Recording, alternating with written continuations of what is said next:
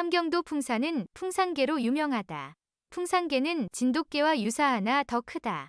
이 풍산에는 금폐령이란 높은 재가 있는데 아무리 기운 좋은 장정이라도 재를 넘다가 자칫하다가는 탈진해서 죽을 수도 있기 때문에 죽을 각오를 하고 넘어야 한다.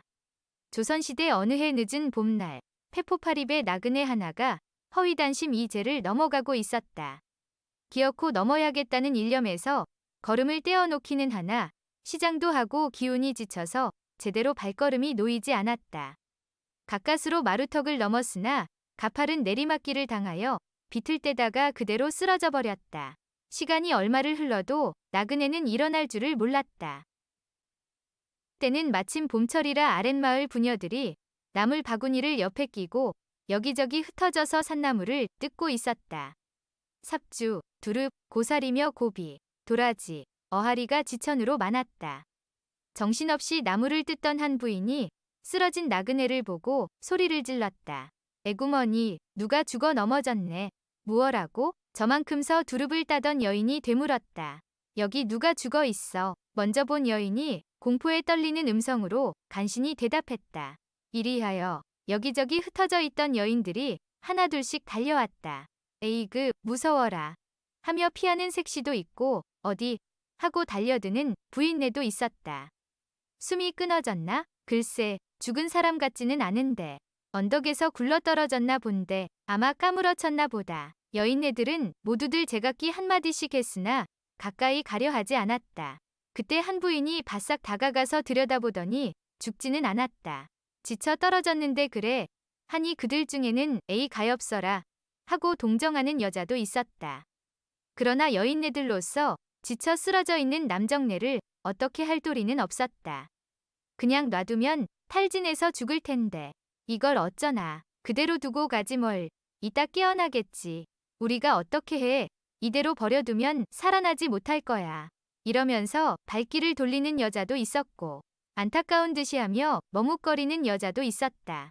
아까부터 측은한 기색으로 나그네를 바라보던 박서방 댁은 무엇을 생각했는지 바구니를 내려놓고 쓰러진 나그네 앞으로 다가가 가슴에 손을 넣는다. 아직 온기가 있는데 아마 허기진 데다 지쳐서 쓰러진 모양이야. 죽어 넘어가는 사람을 이대로 두고 갈 수야 있나. 그리고는 자기의 앞가슴을 풀어헤치고 퉁퉁 부른 젖가슴을 나그네의 입에 대고 짜넣는다. 이것을 본 여인네들은 금방 입을 삐죽거리기 시작했다. 아이, 고약해라. 에그, 망측해라. 못 볼 것을 본 듯이 고개를 돌리는 여자도 있었다. 나그네에게 동정하던 여인네까지도 박서방 댁의 흉을 보며 모두들 바구니를 끼고 마을로 내려가 버렸다.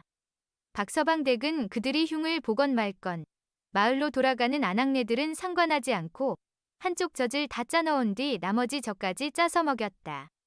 그러고 얼마가 지나자 나그네가 몸을 뒤척이더니 눈을 뜨는 것이었다. 거의 기어들어가는 목소리로 고맙다고 인사를 한다. 누구신지는 모르겠으나 죽어가는 사람을 이렇게 구호해 주시니 그 은혜는 백골난망이 올시다. 박서방 댁은 나그네가 깨어난 것이 너무나 반가웠다. 어쩌다가 이렇게 되셨습니까? 이 고개를 넘어오는데 중간에 주막도 없어 아무것도 먹지를 못하였기 때문에 기운을 잃고 쓰러졌습니다. 부인이 아니었다면 꼼짝없이 그대로 죽었을 것입니다. 거듭 감사합니다. 나그네는 진정으로 감사하는 태도였다.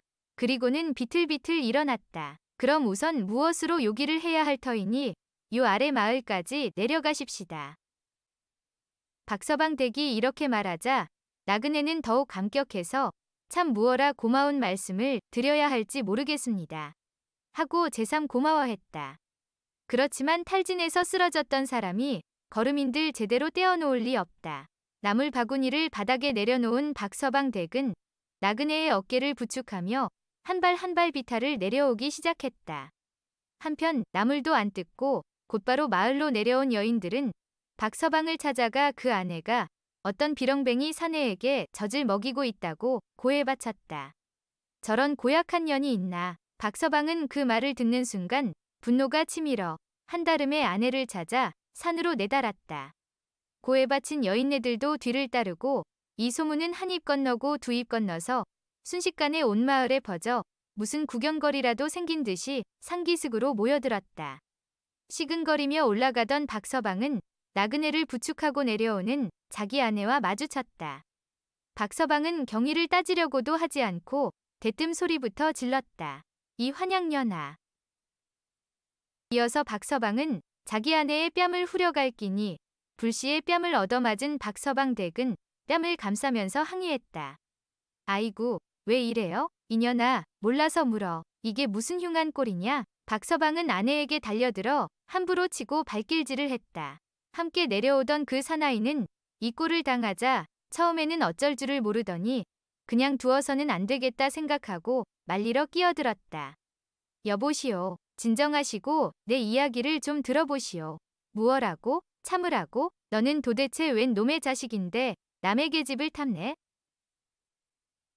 그와 동시에 박서방의 주먹이 나그네에게 날아가자 나그네는 억 소리를 내면서 그 자리에 비틀거리며 쓰러졌다.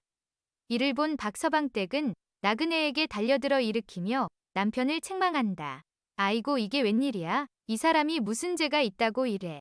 무슨 죄가 있다고? 박서방이 주먹을 불끈 쥐고 아내에게 또다시 달려들려고 했다.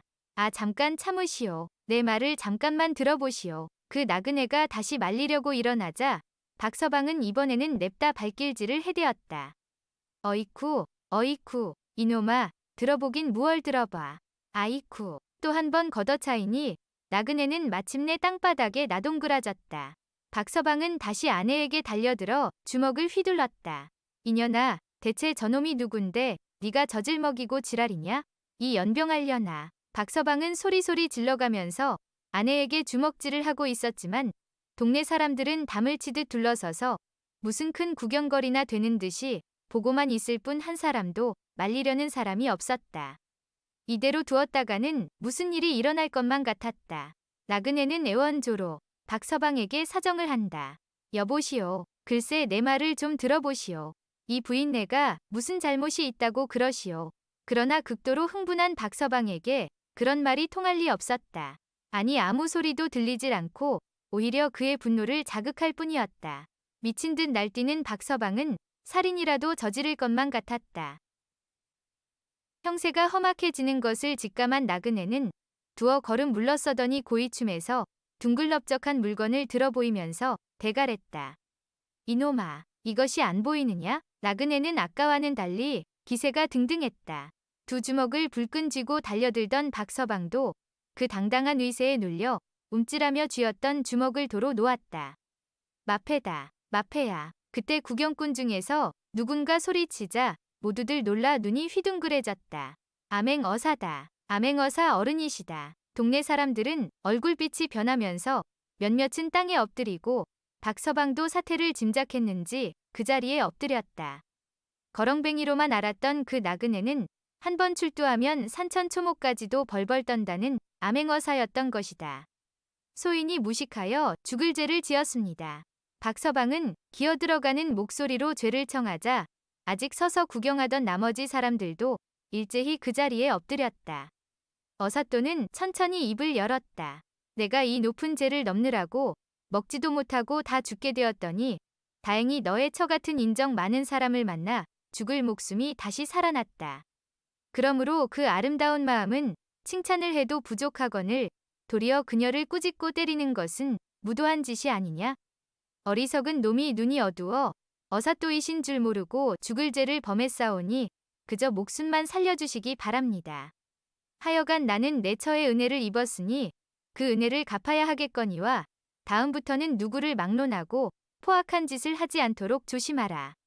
너의 처는 참으로 아름다운 마음씨를 가진 사람이니 데리고 가서 지금의 잘못을 사과하고 이번 일로 부부의 정에 금이 가도록 해서는 안 되느니라.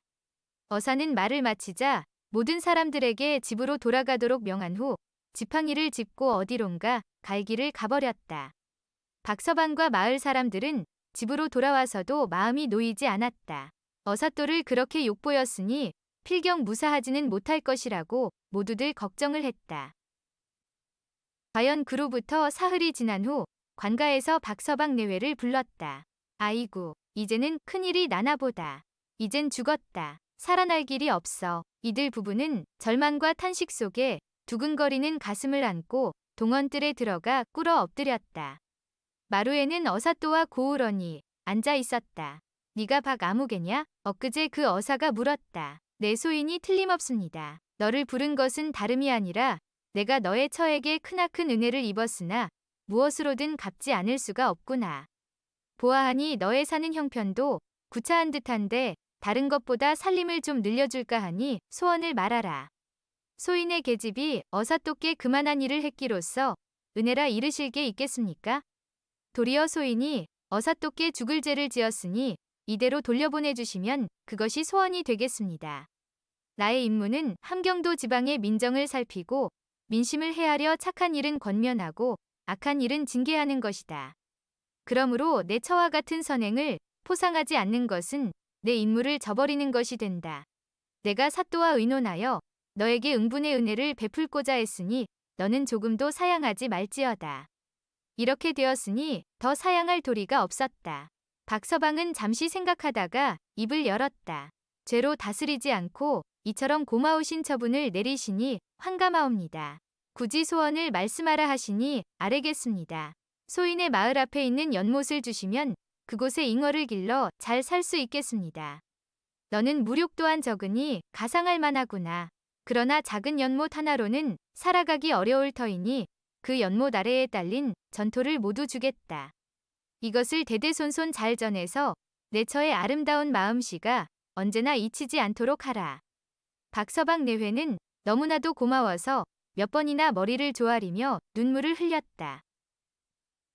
그 뒤 나라에서는 개마고원의 끝자락에 있는 이 제가 너무나 험해 관인이 넘다가는 욕을 보기 쉬우니 패를 가진 사람, 즉 벼슬한 사람들은 넘지 말라는 금패비를 세웠다. 이리하여 그 뒤로부터 이 제를 금패령이라고 부르게 되었다 한다.